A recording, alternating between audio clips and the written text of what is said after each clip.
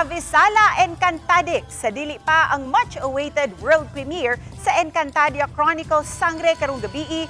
Mibisita una sa All Out Sundays ang mga bagong tig-amping sa mga brilyante.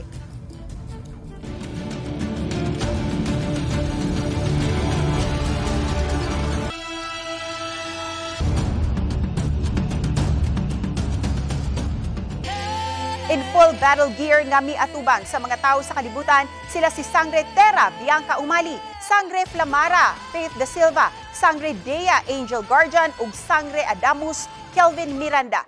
Gipakita usab sa mga bida ang ilang mga fighting skills. Mas nahimong extra special ang Sangre Day, dihang giawit ni Asia's Limitless star Julie Ann San Jose ang theme song sa serye. Sa miaging Sabado, mitambong ang beloved character nga si Imaw sa Day 2 sa Toycon Pop Life Festival sa Pasay.